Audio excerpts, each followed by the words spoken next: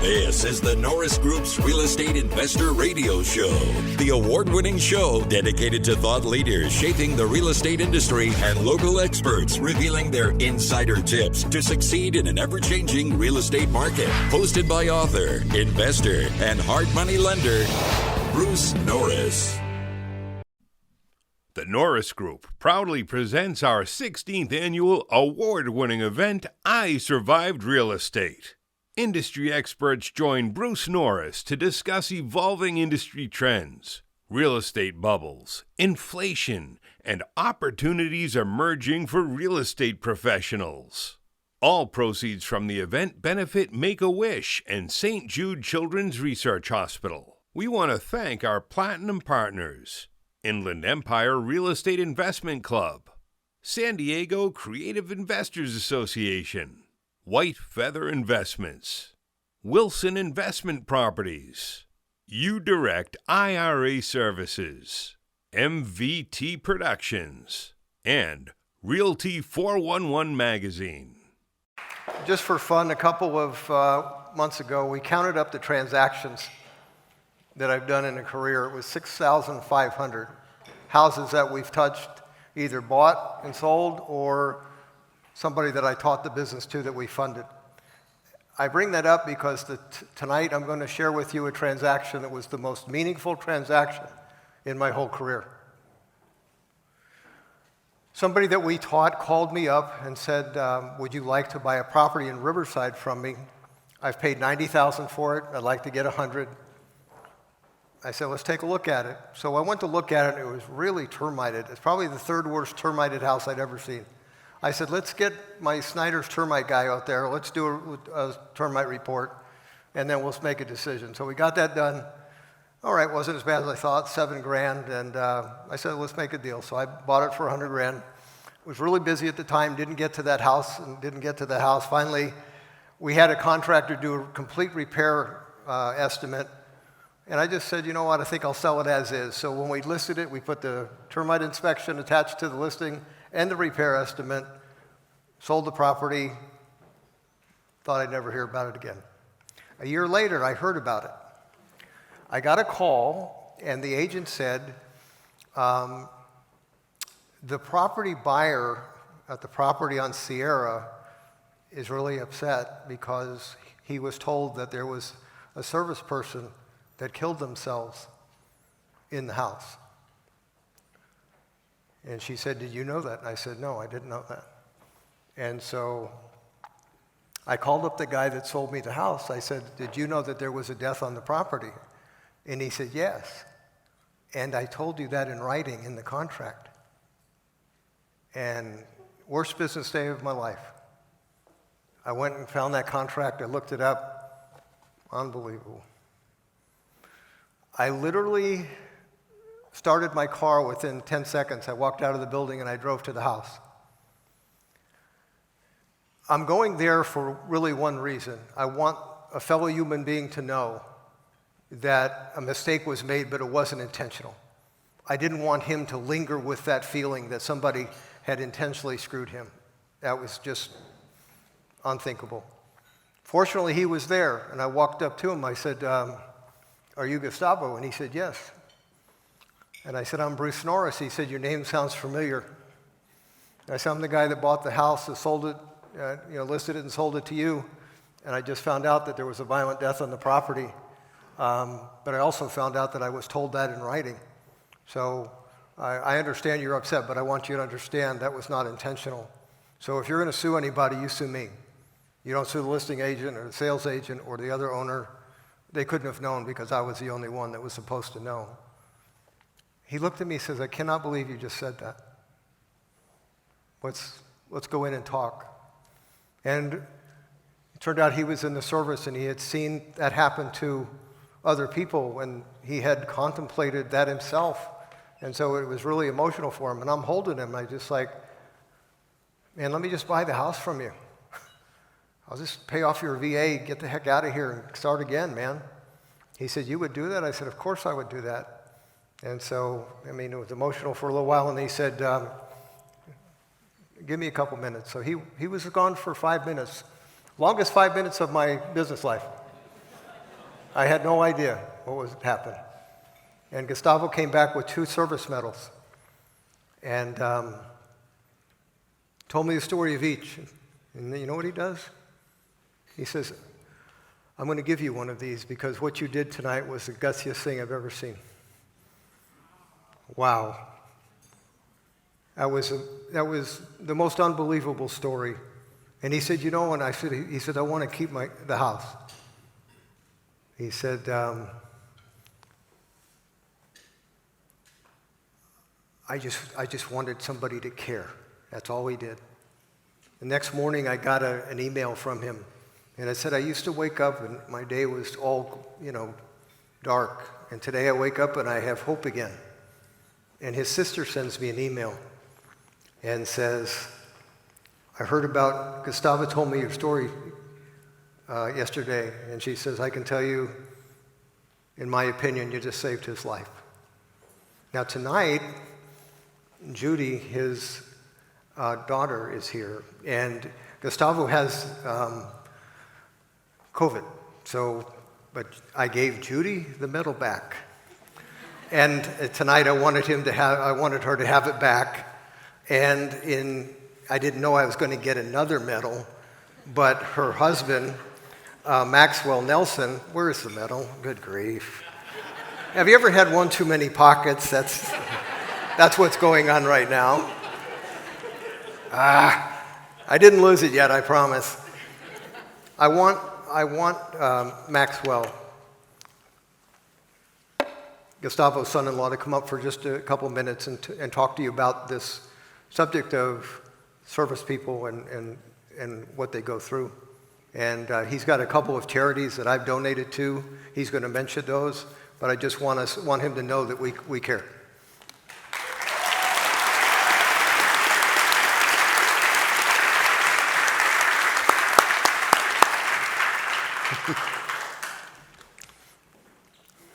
Wow. Good evening, ladies and gentlemen. If you can't guess by now, I'm not a public speaker in the slightest. However, thank you.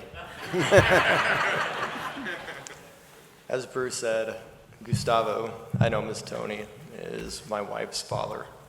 I've only known him for a few years. We have our disagreements, as most people do with their father-in-law. But we share one thing in common, and it's that we care about our service members. Again, my name is Maxwell Nelson. I'm an Army veteran of 6 years. I know I don't look it. I served 3 years with the 1st Armored Division and 3 years with the 82nd Airborne Division as a cavalry scout, as well as a paratrooper. They go hand in hand. I was medically retired as a staff sergeant from the 82nd Airborne on April 24th of this year. Again, just over 6 years. I was retired due to worsening injuries. I'm so sorry. No. Worsening injuries related to a deployment in support of NATO last year when Russia invaded Ukraine, as well as subsequent anxiety and depression that followed. Married to, you already know her, in the green dress over there, my beautiful wife, Judy, who I love more than anything.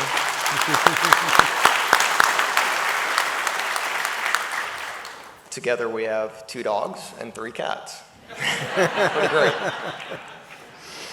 I love fast cars, I love nice watches, I love writing, I love music, I like cold beer. Now you know a little bit about me. After getting back to civilian life, I found a passion, a calling, if you will. Many of you may be aware of the fact that upwards of 22 veterans kill themselves every day. 22. And recent studies show that it could be more. This has hit extremely close to home for me. I've lost numerous brothers and sisters this year alone, but there are 2 that hit me harder. They hit so close to home.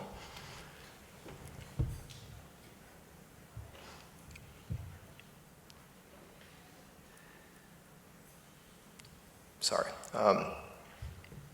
One was my buddy, Sergeant Chandler Doc Adams. Great guy. Just type of person that you'd walk around the squadron footprint and he'd ask you how you're doing. Just, believe it or not, I was the scary NCO. I was the guy that yelled at people, and he still came up to me to ask me how I was doing. Second one was a soldier that I took in when I was on my way out the door, they say. I was getting out of the Army. His name was Corporal Logan, also Doc Wildman. Great kid.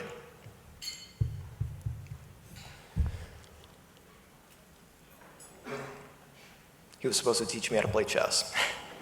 Never got around to it. And every day for the rest of my life, I will wear this black bracelet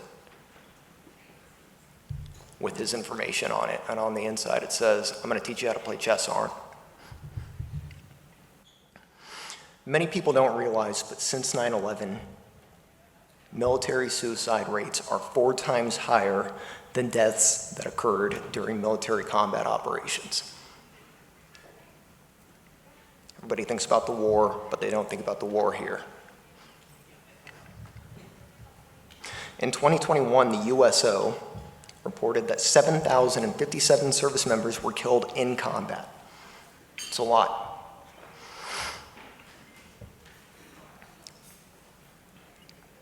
That also is compared to the 30,177 active duty and veterans who have taken their own lives in the same 20-year period.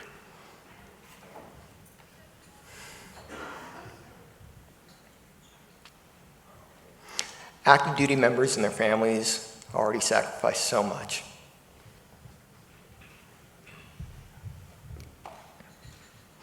They sacrifice so much for our freedom and our country. They go through so much, just on a day-to-day basis. This staggering statistic underscores the urgent need for action and intervention.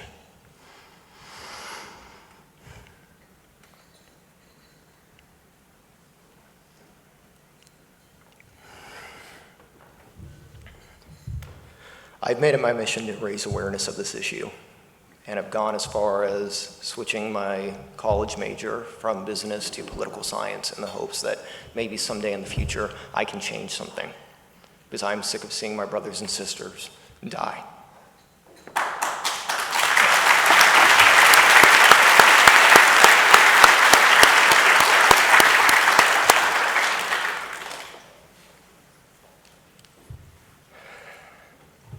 I'm currently reaching out to many. I've already submitted a formal inquiry to the Armed Forces Oversight Committee in Washington, D.C. through my congressman, and we received a response from my old brigade commander. Not going the way that we want, but I'm trying to put an end to this and get my brothers and my sisters, my fellow service members, the help that they so desperately need. Too many are suffering from this, and we don't talk about it enough. I've made it my mission.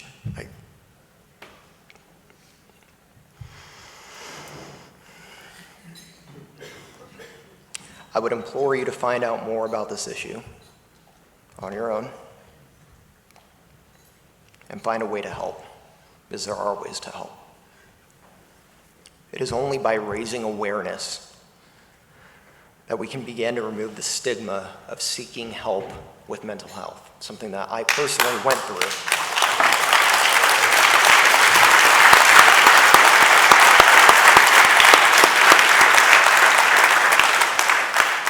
Something that people so desperately need. 2 organizations I'm supporting are Racing for Heroes and Through Light Comes Tragedy. Or, sorry, I messed that up. Through tragedy comes light. It would be really weird if it was the other way around. I know that Joey and Bruce will let you know how you can learn more or help if you're so inclined to do so. God bless you all. God bless our service members. Thank you for your time. All right, now in the tradition of the I Survive Real Estate, Bruce Norris and his market update. We have, oh, it's up there?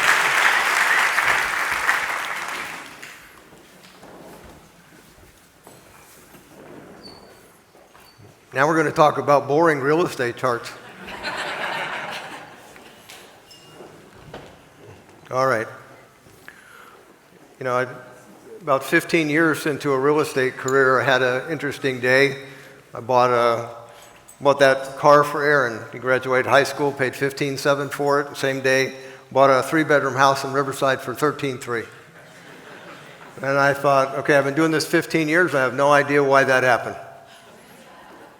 And I'd been through a few cycles, got burned by one, so I thought, you know, I got to figure out, maybe somebody else has figured it out. Let's go there first. So I went to the library and I got microfilm, and I read every article for 25 years that was written about real estate timing.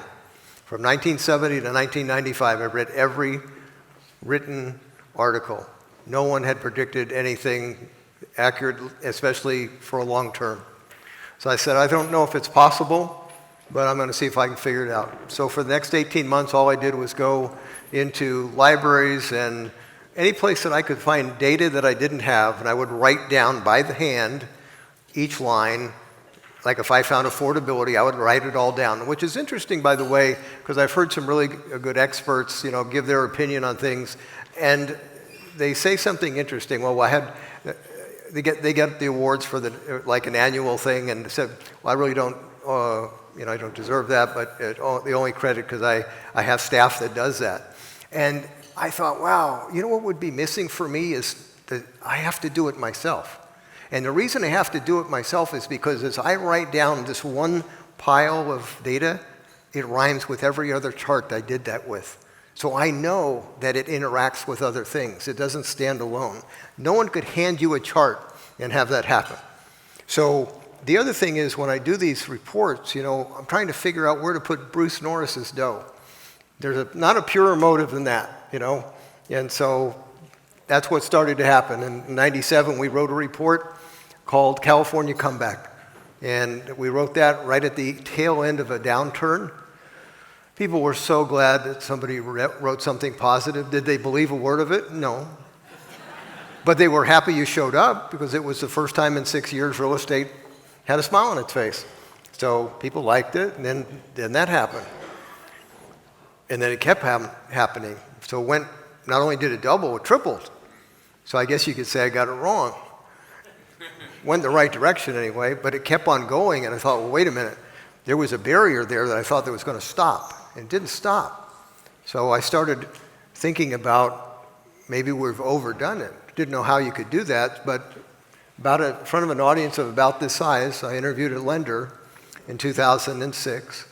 And I said, stated income loans, where does the stated income number come from? She said, oh, we just make it up. And I was really silent for like 20 seconds. I thought it was a half-hour interview. It was a one-question interview. It's all I needed to know. Because I just realized, okay, you just said you commit loan fraud on every loan, and you don't care if you say that in public. Now I understand why this is getting crazy and how bad it's going to be. And so I looked at that chart and said, okay, we'll write this one, California crash. Now, here's the difference. When you write a crash report before it happens and everybody's having the time of their life in real estate, you have a very unpopular year. Because I would speak in front of the agents and the lenders and the investors, and everybody's kicking butt and taking home big checks, and you're out of your mind. It's never going to end. And see, that's why I like charts. Charts do not allow me to make emotional decisions. It makes me look at a process that's repetitive. And so it crashed. And this was a significant crash. If you didn't miss it, it took you out. If you caught it and got out of the way, it made you a fortune. That's how important it was to get this one right. And so the price crashed and went down, and it stayed there and stayed there and stayed there. And I think it was about 2011, 2012. I looked at it and went, wow, we have just stayed here for a long time. I'm wondering, maybe California is no longer going to separate its price from the nation. We're just going to be normal like, Ohio or something. And so I really did a study that was looking for the negative and trying to figure out if maybe this is over. And it came out that this was the title of the next report, All In or Fold. So I had gone through the fold thought process, and I realized the best thing to do was go all in. And so in 2012, we told our investors, go all in. We created an 8-year program that would take them to 2020 with their rentals, and created a lot of people that made a lot of millions of dollars. So it was a pretty cool thing. So always trying to figure out what's next, again, where to put Bruce Norris's money. So to 2012, it goes on a straight line. And about 2019, there's signs that we're slowing, and in 2020, the coronavirus hits. And all of that brown line probably shouldn't have happened, but it did. So now we have to deal with that. So, like what's next? So I think this is 2022, we wrote this report called Uncharted Territory. It's really a tongue-in-cheek thing, uncharted. That's all we're dealing with charts. But the question is, are we about to have a price crash? And the math of it is, yeah, a really, really bad one. But is there something that might get in the way called charts that we've never seen before? And the answer is probably yes. So you guys can still be happy you came, I heard the air going out of the room when I said that other thing. See isurvivedrealestate.com for event details, information on all our generous sponsors, and to connect with our speakers. We'd also like to thank our gold sponsors: Chase Leland Photography, Fair Trade Real Estate, Inland Valley Association of Realtors, Keystone CPA, Lavis Tax Wealth Management, NorCal RIA, NSD REI, Pasadena Phoebe, Property Radar, The Outspoken Investor, Tony Alvarez, White House Catering, Windermere Tower Realty, Rick and Leanne Rossiter.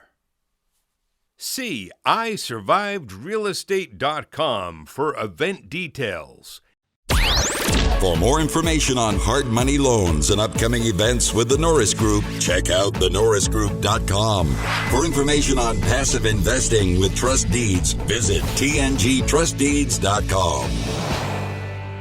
The Norris Group originates and services loans in California and Florida under California DRE License 012-19911, Florida Mortgage Lender License 1577, and NMLS License 1623669. For more information on hard money lending, go to thenorrisgroup.com and click the Hard Money tab.